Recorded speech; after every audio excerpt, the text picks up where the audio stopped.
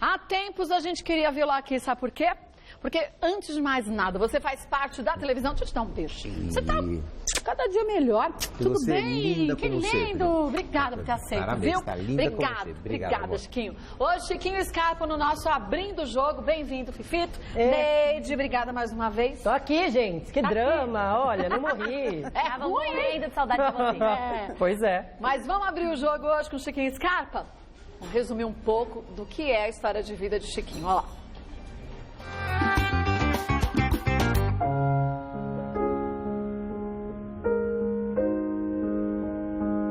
Filho de uma família influente de grandes empresários, Chiquinho Scarpa herdou o título de nobreza de seu pai. O estilo clássico do conde o acompanha desde a decoração de sua mansão até os mínimos detalhes de sua vestimenta, feita sob medida. Por ser uma figura pública, o dono das organizações Scarpa já se envolveu em algumas polêmicas.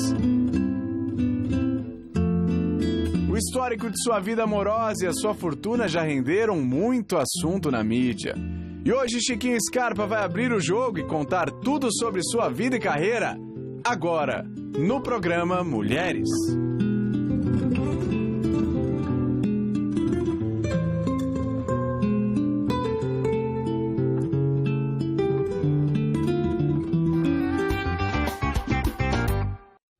Bom, Chiquinho, já que a gente viu nesse vídeo que se falou um pouco sobre os seus relacionamentos, queria te perguntar uma coisa. Existem muitos mitos quando se fala em Chiquinho Scarpa. Muita gente fala coisas, a gente fala, gente, o que é verdade, o que é história contada? Dizem que você tinha um caderninho que você dava notas às suas namoradas. Isso é verdade ou não? Bom, isso é uma história muito gozada, porque eu, uma vez, teve um sujeito muito rico, que, desculpe, essa poltrona de vez em quando tampa vocês aí. Mas teve uma vez uma pessoa muito rica, chama-se Nelson Rockefeller. E o Nelson Rockefeller, eu tinha 16 anos de idade e ele foi na minha casa jantar. E passaram-se 2 anos, eu fui para Nova York e fui ao escritório dele entregar um documento do meu pai. Quando eu fui entregar o documento do meu pai para ele, entrei no escritório dele e ele falou assim, Chiquinho, como é que vai você? Você lembra que eu jantei na sua casa, eu estava com minha filha, inclusive a filha dele fazia obras sociais numa favela do Rio de Janeiro e foi assassinada no Rio de Janeiro. E você lembra que você estava lá, você estava fazendo... E lembrava tudo de mim. Eu falei assim, puxa, mas que impressionante, eu, um moleque, o homem mais rico do mundo e ele lembrava tudo de mim. Tanta coisa. Eu saí, olhei para a secretária dele, era uma moça bonita, né? E eu tinha lá 18, 19 anos de idade. Eu notei na secretária dele e saindo de lá eu fui encontrar com meus pais num clube na Jamaica. Quando eu cheguei na Jamaica eu dei de cara com a secretária dele. Eu virei para a secretária dele e falei assim, escuta, desculpe, eu sou Chiquinho, eu estive lá com o seu patrão. Mas uma coisa, como é que ele sabia que eu era eu? Lembrava disso? Simples. Ele sai com um gravadorzinho e cada pessoa que ele conhece, ele grava e marca numa ficha. E me entrega a ficha. Então, quando ele vai encontrar com a pessoa, ele pega e puxa o arquivo e fala quem é. Eu entrego a ficha para ele. Ah, não tive dúvida. Cheguei, já trabalhava na época, né? E já tinha uma secretária chamada Silvia, que até poucos anos trabalhou comigo, Silvia Marchand. E cheguei e ela comprou um fichário para mim. Só que o fichário que ela comprou tinha fichas brancas, rosas e azuis. Não eram tudo branco. Eu fiquei olhando para a ficha e falei, mas o que eu vou fazer por ficha branca, rosa e azul? Separar as pessoas por cor? Eu falei assim, não, é isso. Eu falei assim, vou separar as pessoas por cor. Vou branca para negócio, azul para homem e cor-de-rosa para mulher. Pus branco para negócio, azul para homem e cor-de-rosa. O que eu vou fazer com cor-de-rosa? E de brincadeira, então era 3.333 para negócio, de 3.333 a 7.000 para homem, né? E os 7.000 em diante ficou vazio. Então, 7.001, tá certo? Ficou. Eu falei assim, quer saber uma coisa? Eu vou preencher. E pus lá. Maria, não sei das quantas. Beijo, tanto. cama, tanto. Não é real? Não, de mentira. Fazia o cardápio. E comecei a inventar uma porção de coisa. Pé, tanto. Unha, tanto. Hálito, tanto. Uma brincadeira. Uma brincadeira, mas fiz um cardápio, como você diz, né? Total da mulher. E deixei o fichário em cima da minha mesa. É óbvio, nunca teve uma segunda ficha cor-de-rosa. Na época, Carlos Maranhão, hoje conselheiro da editora Abril, tá? Ele era editor-chefe da revista Playboy. Depois foi muito tempo editor-chefe da revista Veja. Ele se aposentou faz 2 anos, hoje é conselheiro da Abril. Ele foi fazer uma entrevista comigo no meu escritório. Eu tinha 22 anos de idade. Foi fazer uma entrevista. Chegou um determinado momento, eu fui ao toalete. Ele, muito curioso, abriu aquele fichário, olhou pro fichário e pegou a ficha cor-de-rosa, a primeira. Que era justo aquela. Ele olhou a ficha. Única, né? A única. Né? Ele olhou ficha número 7.000, fulana, papapi, papapá, papapi, papá. Conclusão final da história. Capa da Playboy era Cláudia Ohana. Chiquinho Scarpa e suas 7.000 mulheres. Ai, foi daí que veio a história. Era a única aquela. Era a única. Então, o Chiquinho... Imagina eu com 22 anos com 7.000 mulheres, Pelo né? amor de Deus, hein? Aí eu entrei, o Carlos olhou pra mim. Chiquinho, você já teve 7.000 mulheres? Eu olhei bem pra cara dele e falei assim... Meu, numa altura dessa, eu vou desmentir uma história dessa? Já foi mesmo? Assim, já comprou com verdade? É a vida, né, Carlos? Você não quer, né? E aí pegou e publicou. Passaram-se anos. Aí eu contei essa história pra ele e falei assim, ô filho da mãe, você me enganou. Enrolou direitinho, né? Enrolou direitinho. Mas que enrolaria todo mundo. Mas aí ficou, essa Playboy foi muito famosa porque tinha a primeira vez a Cláudia Ohana, tá certo? Contou aquela E as suas histórias perugem amorosas, toda dela, né? É. E eu lá, Chiquinho Scarpa com 7.000 mulheres com 22 anos de idade. Né? Olha, você seria... Um beijo, Carlos Maranhão. Um beijo, Carlos Você Maranhão. seria um prodígio. Eram 8.000, ele errou na conta, né? Ia pro Guinness Book. Ia pro Guinness Book, imagina 7.000 mulheres. Com 22 anos. Mama, pode fazer sua pergunta. Bom, já vou pegar um gancho nesse assunto aí.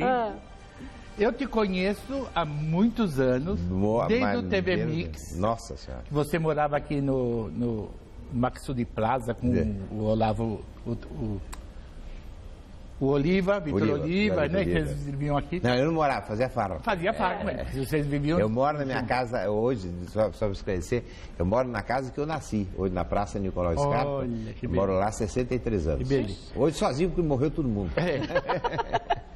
E eu sempre soube de grandes histórias tuas.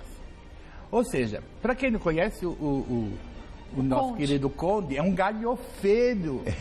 Ele inventa umas histórias, ele faz uma coisa que parece o Pedro Malazar. Você inventou uma viagem a Paris para tomar café, com um avião que não era teu, que você enfiou lá e convidou a society inteira de São Paulo, todo mundo foi, ainda fez um escândalo no aeroporto, porque não tinha feito com o negócio da turbina, combinado e tal. E você inventou muitas histórias. Aquela história do carro foi a última que a gente conhece. Aquela não é que era uma chamada de atenção. Essa do avião, eu vou contar rapidinho. Essa tem muitos anos, né? Ele é muito criativo nessas coisas. Meu pai, o edifício Scarpa, aqui na Avenida Paulista, entre a Peixoto do Gomini e a Ministro Rocha Azevedo, onde eu tenho os meus escritórios até hoje, né? Eu alugava o primeiro andar para a Varig. Então, na frente tinha um anúncio da Varig. Tanto é que todo mundo achava que era o prédio da Varig, não, mas era o edifício Scarpa. E meu pai era muito ligado ao presidente da Varig na época. E quando chegou o primeiro jato no Brasil, tá certo? Ele, imagina, não existia nem Viracopos, nem nada, ele desceu em Congonhas. Era um Boeing, chegou em Congonhas. E esqueci o nome agora, enfim, o presidente da Varig, o Rubens Berta. O Rubens Berta chamou meu pai e falou assim, Chico, venha conhecer o jato. Eu estava junto, lá fui eu. E o jato estava dentro do hangar e com aquele rabo para fora, todo branco. Eu olhei o rabo e falei assim, eu cheguei, tio Rubens, você me empresta um pouquinho o jato? Posso fazer uma brincadeira com o jato? Ele falou assim, pode.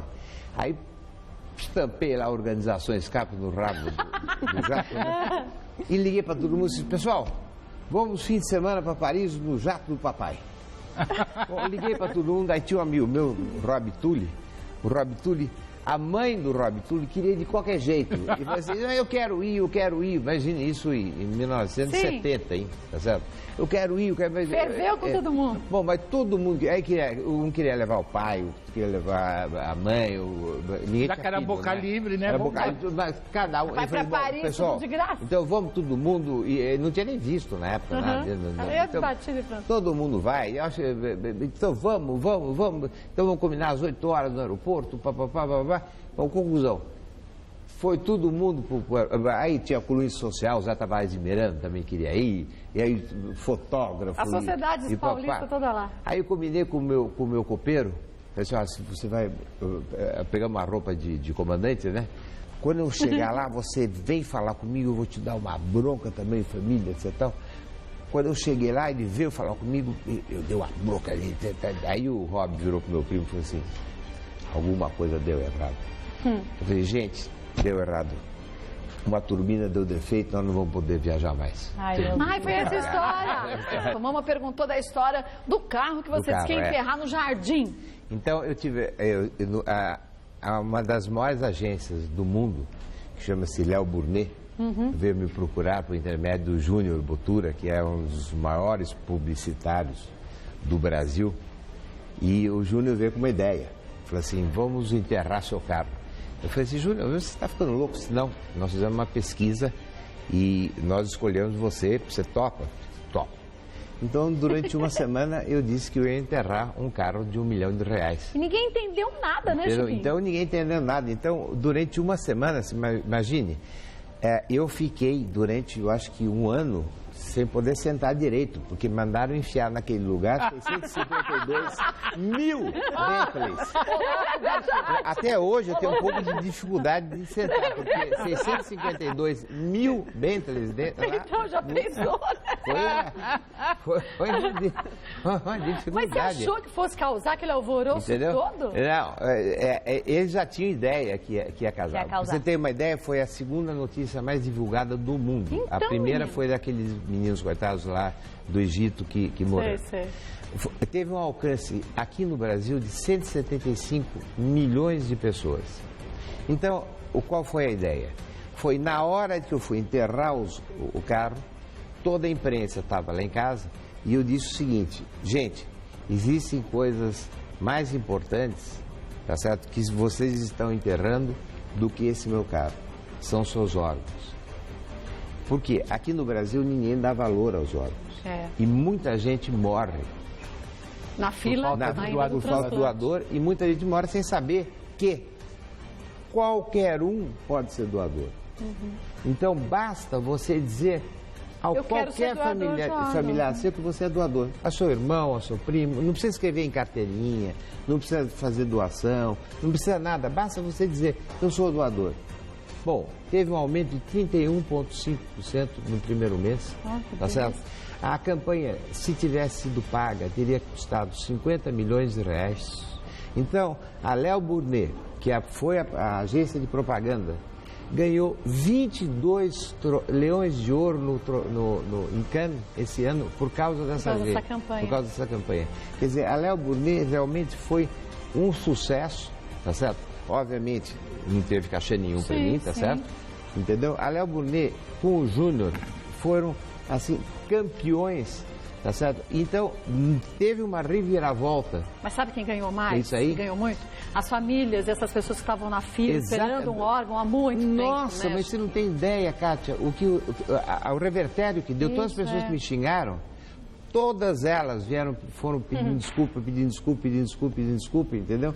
Não, e o aumento que teve, e todo mundo, ninguém sabia que podia somente dizer, tá certo? Que eu sou doido. Então, gente, para vocês todos saberem, basta vocês dizerem a um amigo de vocês ou um parente de vocês, que vocês são doadores. A hora que vocês morrerem, vocês vão estar salvando uma vida, doando os seus órgãos quando vocês morrerem. Porque os órgãos vão embora, não tem nada. São mais de 15 pessoas que se beneficiam a partir de um único doador. De um único doador. E vocês não têm ideia, Kátia, não tem ideia o que tem gente morrendo por falta de... Infelizmente, mas com atitudes assim a gente pode reverter. Então, parabéns por você ter aceito também. E foi bárbaro. Parabéns, Léo Burnet, parabéns ao Júnior Botura por ter feito essa campanha maravilhosa. E muito obrigado por me ter dado a oportunidade de divulgar novamente essa campanha. Imagina, foi perfeito. Andressa Capanema pode perguntar. Eu vou pegar carona nessa história, Kátia, para fazer a minha pergunta. Quando eu li que você ia enterrar o seu carro, eu levei um susto. Eu sei que teve gente que achou legal, que achou excêntrico. Teve gente que não gostou. Você sabe que você é muito adorado, mas tem pessoas que não gostam tanto de você. A minha pergunta é o seguinte: o que tem de Chiquinho Scarpa real e se existe um personagem? Porque aí você estava fazendo um personagem, né? Você brincou que você ia enterrar o seu carro para divulgar essa campanha super importante. Mas o que tem de Chiquinho Scarpa que a gente conhece, que é real, e o que tem um pouco de folclore, de personagem? Então, o real é o seguinte: eu tive uma vida dedicada ao trabalho e à filantropia. Eu comecei a trabalhar com 15 anos de idade por imposição do meu pai. Meu primeiro emprego foi na Fiação e Tecidos Nacional do Carmo, em Sorocaba. Eu recebia fardos de algodão. Então, o que meu pai me obrigou a fazer? Aí, em todas as indústrias, a começar do começo. Então, exemplo, a fábrica de tecidos. Eu recebi o fardo de algodão, fiandeiras, depois cinturaria, depois a tecelagem, depois acabamento, depois as vendas. Metalúrgica, a mesma coisa. Cervejaria, a mesma coisa. Usina, a mesma coisa. Então, enfim, em todos os lugares, a mesma coisa.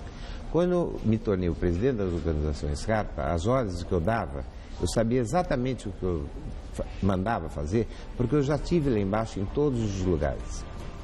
Me formei em Direito, me formei em Economia, me formei em Parapsicologia. Então, quer dizer, tenho uma base, falo todas as línguas, só não falo japonês e direito, mas o resto falo todos, escrevo. Falo alemão, italiano, francês, inglês, português, tá certo? E de Portugal também, porque tive cervejaria lá. E me considero, meu pai faleceu aos 104 anos de idade, e faleceu porque minha mãe faleceu. Porque minha mãe faleceu de tristeza. Minha mãe faleceu de uma infecção hospitalar, e a partir da hora que minha mãe faleceu, ele sentou numa cadeira e ficou 2 anos morrendo, porque senão ele estaria hoje vivo. Então, o que aconteceu? Eu me considero uma pessoa privilegiada. Por que privilegiada? Eu nunca tive uma falência, uma concordata, nunca entrei num banco, nunca entrei em um órgão governamental. Brasília, por exemplo, eu conheço o Palácio da Alvorada como turista, tá certo? Conheço Brasília socialmente, tá? Eu nunca entrei, nunca pedi um favor ao governo, nunca devi nada a ninguém, não devo nada a ninguém, não tenho filhos, tenho uma namorada maravilhosa. Beijo, Marlene, te amo, beijo, beijo, beijo. Trabalhadora, dona Microcamp, 185 escolas, 350 mil alunos, acorda às 7 horas da manhã, vai dormir às 9 horas, trabalho das 7 da manhã às 9 da noite, trabalho o dia inteiro, tá certo? Então, essa parte, tá certo, vamos dizer, é a parte real. Claro, me considero privilegiado, por quê? Porque eu posso fazer o que eu quiser, a hora que eu quiser, quando eu quiser. Obviamente, eu não posso sair nu na rua, porque... Ia ficar estranho, né? Ia ficar qualquer estranho. Um pelado. Apesar de ter aparecido uma vez pelado lá com a Matilde Mastrange no programa de televisão, mas não foi sem querer. Foi sem querer, querendo. Né? Mas, então, eu me considero uma pessoa realmente privilegiada. Sou uma pessoa sequestrável? Não. Quem vai me sequestrar? Porque eu vou ter que pagar meu sequestro. Tenho 2 irmãs maravilhosas. E você não leva dinheiro no bolso? Eu não levo dinheiro no bolso. Aliás, eu levo R$1.000. Vou levar R$1.000 só comigo. Então, ponto, acabou. Então, é o que vão levar. Então, o que acontece? Tenho 2 irmãs maravilhosas, totalmente separadas, independentes financeiramente de mim. Cada elas tem seus negócios totalmente separados de mim. Então, quer dizer, eu não tenho filhos, não tenho... Mas você não é um personagem. Então, e daí, eu não sou um personagem. Acontece que, atrás de mim, vieram grandes playboys de fato, entendeu? Que fizeram coisas de fato. E daí, com o passar dos anos, essas coisas, como todos morreram, essas coisas vão caindo nas minhas costas. Então, a primeira vez, por exemplo, peguei meu helicóptero, joguei Sonrisal na piscina do Clube Harmonia. Então, essa história, a primeira vez que perguntaram, eu falei que não era eu. A segunda vez que perguntaram, eu falei que não era eu. Quando chegou na 20ª vez que perguntaram, tá bom, fui eu. Mas não fui eu. É mais fácil concordar. Entendeu? Então, tem várias histórias. Por exemplo, no Clube Samambaia, a dona do Samambaia era uma galinha. Tá certo? Já faleceu também.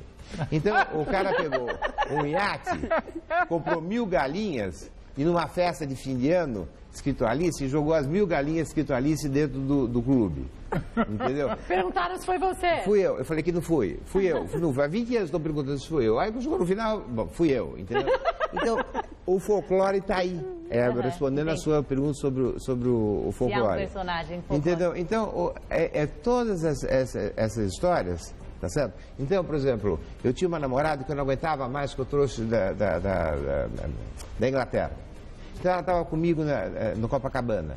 E daí ela não ia embora. Ela falou assim, não saio do Copacabana. Então ela ficou no Copacabana. Aí o que eu fiz? Fiz uma passeata com o pessoal com as faixas. Priscila, go home. Priscila, go home. Entendeu? E adiantou? Mas a história não é minha, a história é do Bebê Atari.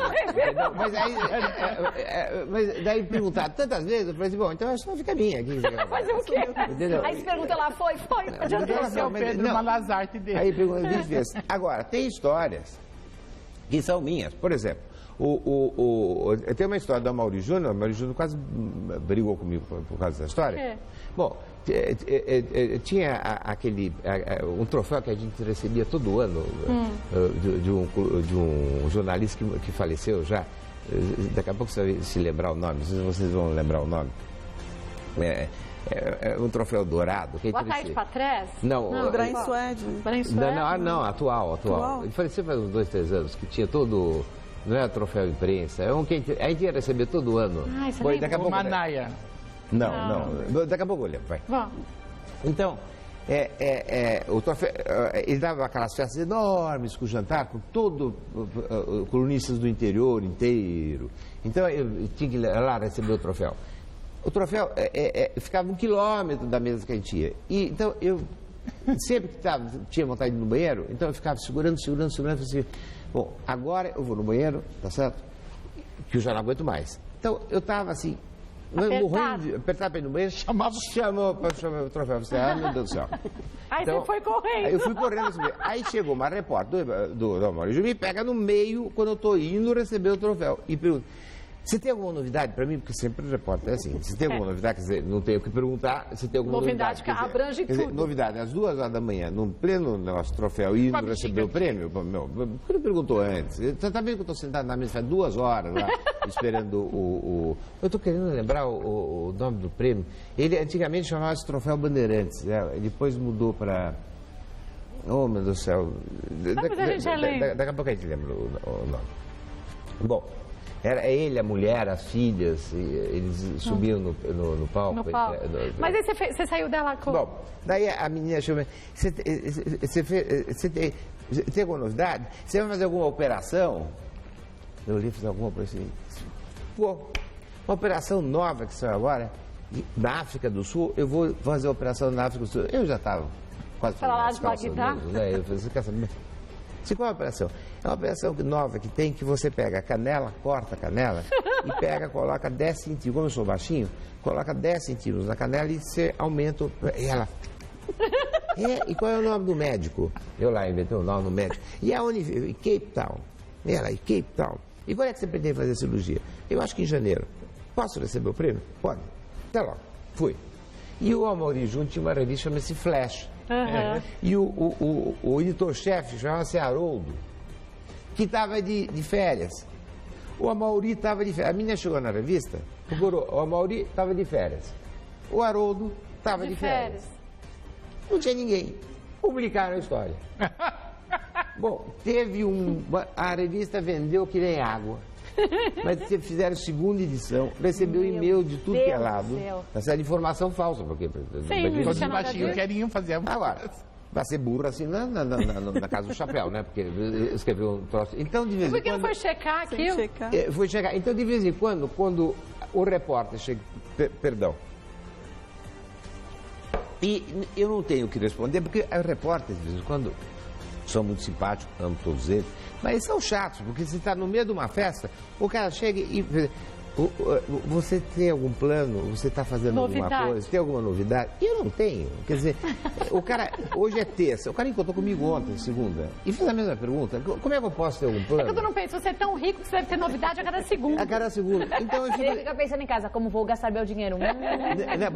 E daí eu falo assim, e daí o que acontece? Aí vem o folclore. Mas o folclore é aquele folclore que eu invento na hora.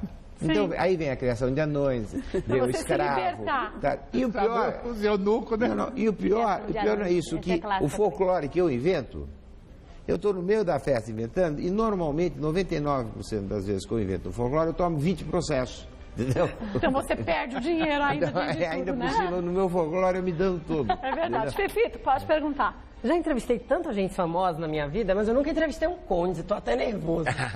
Minha voz até falhou, olha só. Então, ó, tava aqui pensando do folclore, das suas histórias, muita gente se vê como uma pessoa excêntrica. Ser uma pessoa excêntrica aos olhos de algumas pessoas também denota ser alvo de boatos.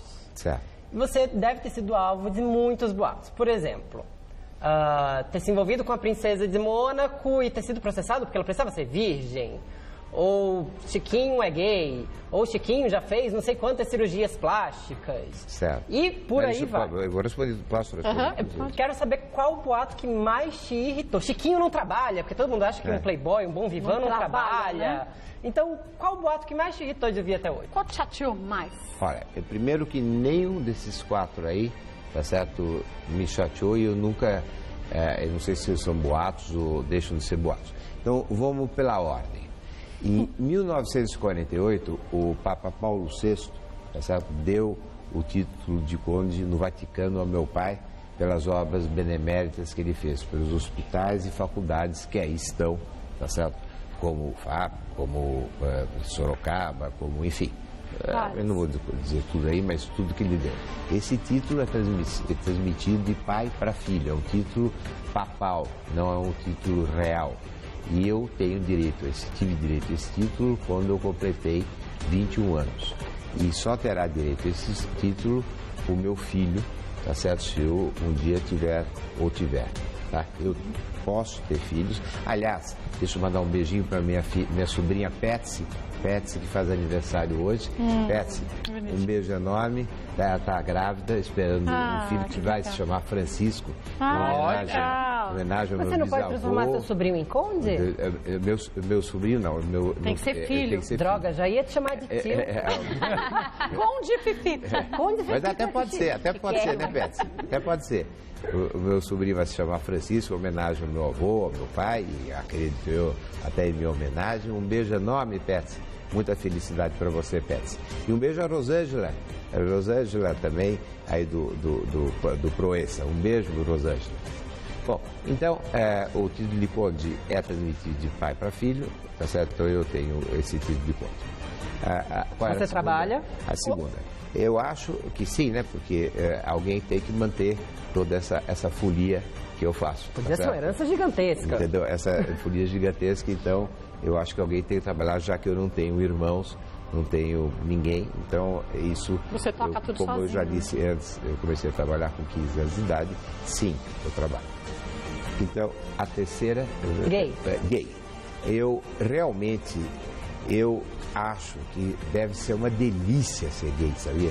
Porque não tenho queixas, devo dizer. Eu nunca vi um gay se tornar homem, voltar para trás. Então deve ser maravilhoso. Mas eu digo para vocês, 3 coisas eu não fiz na vida. Pular de paraquedas, tá certo? Experimentar qualquer tipo de drogas e ser gay. Não vou dizer para vocês que eu não as farei. Eu tenho, acho que 50 anos pela frente, se eu for pelo caminho do meu pai, e o dia que eu experimentar qualquer uma dessas coisas, eu venho aqui na TV Tá, Gazeta. você conta pra acha? E vou contar para vocês. Muito bom. Tá bom, muito bem. A terceira, desculpa. De você tirar a virgindade. Da princesa de Mônaco. Princesa de Mônaco. Isso foi, vocês podem ver no YouTube, a minha entrevista com o Ibrahim Suede. Isso foi sei lá, Trisca Zero. Há 40, Trisca Zero atrás, tá certo? Eu tomei um processo de 50 milhões de dólares na época, imagina, 50 milhões de dólares na época, deve ser hoje 1 bilhão de dólares. Que processo. Do pai pobre dela. nessa época? Ficou pobre? Não. Olha a pulseira dele, amiga. Você acha que ele tá pobre? Eu ganhei. Ah, é que ele ganhou o processo, entendi. Nós fizemos um acordo, eu sou muito amigo da família real e na época foi um mal entendido, né? Foi mal entendido e foi tudo explicado, mas teve um processo, tá certo? Mas foi até com o Maris de Oliveira. Maris, um beijo enorme, o filho que está vivo hoje, o pai faleceu, né? Mas o filho, meu grande amigo, Maris de Oliveira, um beijo enorme. Ele ganhou o processo e o Mané também, teve acordo, aliás, desculpa. E não houve nada, mas isso, sou grande amigo da Caroline, sou amigo dos filhos, a Caroline quando veio ao Brasil. Você pode ir para... Nossa, quando vem, ela vem sempre aqui pro Brasil, nós vamos juntos para Paraty e tudo, somos grandes amigos. Então, o problema da virgindade... Nada te chateou, porque nada disso foi verdade. Absolutamente nada chateou, porque nada disso foi verdade. Faltou alguma? Tá ótimo. Eu me dou por satisfeito. Obrigado por justificar tudo. Obrigado. Neide, da nossa Rádio Gazeta FM, pode perguntar. Chiquinho, você teve um grande problema, você disse que 2 vezes chegou perto da morte. Geralmente, quando uma pessoa passa por essa experiência, ela diz que consegue dar uma olhada na vida dela e mudar algumas coisas. Nesse momento seu, que você tem o dinheiro, tem o fama, tenho tudo e agora eu preciso da minha saúde. Você chegou nesse momento a pedir para Deus, a fazer um pacto, se você eu ficar vivo, eu vou fazer alguma coisa. Como funcionou a sua cabeça naquele momento? Absolutamente nada. Eu tive ao contrário do que as pessoas acham, eu tive uma infecção hospitalar e nessa infecção hospitalar, o Hospital Sírio-Libanês, através do Dr. Raul Kutaidi, me colocou num coma induzido. Então, não é que eu entrei em coma, eu estive em coma induzido durante 63 dias, que eu não me lembro de absolutamente nada, não vi nada, não vi o além, o passado, o presente, futuro, nada. Eu me lembro de ter entrado lá e ter saído, não vi nada, então eu não tive tempo de refletir em nada. E eu também não teria feito reflexão nenhuma, porque as faço todas as manhãs quando acordo, eu peço a Deus, quando acordo, que eu seja útil durante o meu dia. E à noite, quando eu vou dormir, eu agradeço a Deus o dia que Ele me ofereceu. Então, eu não fiz reflexão nenhuma. Foi como se você dormisse e acordasse no outro dia pela manhã. Como se nada tivesse acontecido. Mas só foram 63 dias depois. 63 dias que eu não me lembro de absolutamente nada. Mas foi a verdade a história da redução de estômago? Daí, dessa cirurgia que você teve infecção hospitalar? Não foi verdade? Não, perdão. Eu fiz uma cirurgia, tá certo? Que não foi a redução do estômago, eu tirei um pedaço do meu intestino. Entendeu? E nessa cirurgia é que eu peguei a infecção hospitalar. E foi aí que eu tive que ter esse processo de coma induzido. Agora, você não ficar chateado de toda hora ter uma história te envolvendo? Você é uma das pessoas, eu acho, que mais se tem histórias e mais... Aquilo que foi feito disso. Não, mas acontece, por exemplo, o ano passado, por exemplo, eu sou faixa preta segundo o Dan de Aikido. Então, eu faço Aikido há 18 anos, ou 20 anos, sei lá. Acabei dando aula para crianças carentes, 120 crianças carentes. O meu mestre dá aula para o GOI, entendeu? E aí chegou uma hora que a cabeça do meu fêmur gastou. Então eu fui trocar aqui o osso aqui por platina. Platina, né? Acho que isso platina. E a cabeça do osso por às vezes titânio, às vezes por titânio. E aqui por não sei o quê. Então quando eu estou lá esticado no hospital, certo, com essa perna aqui imobilizada, com a outra de fora, aí aparece uma médica linda. Isso foi o ano passado. Aí a médica disse, olha, Chiquinho, que eu nunca soube que essa médica faça um apelo, que um dia essa médica apareça para eu agradecê-la, não pela beleza, mas para eu agradecê-la. Ela disse, olhe seu pé direito, que tem alguma coisa. Aí o pé direito estava descoberto só. Sai de fora. Eu vou dizer, escuta, doutor, dá uma olhada no meu pé direito. Sabe o que tem no meu pé direito? Não. Pensa. E ela passou, ela viu? Ela viu. Conclusão. Chiquinho, estava com o câncer no pé direito. Aí veio o médico e falou, não, tem que tirar o pé fora. O outro tem que tirar o dedo fora. Aí tem que tirar, não sei o que lá. Conclusão, tirar uma pontinha do meu dedão fora, me curei do câncer, mas a partir fiquei... dessa passagenzinha da nessa passaginha, eu fiquei com as duas pernas sem poder andar. E eu tinha uma porção de compromisso, tá certo? E nesse compromisso de trabalho e compromissos sociais de que maneira? Sociais beneficentes, que requeriam minha presença. Respondendo só a pergunta também, tem muitas coisas, todas as coisas beneficentes que eu faço vão para 32 entidades beneficentes, tá certo? Instituições beneficentes, que eu auxilio.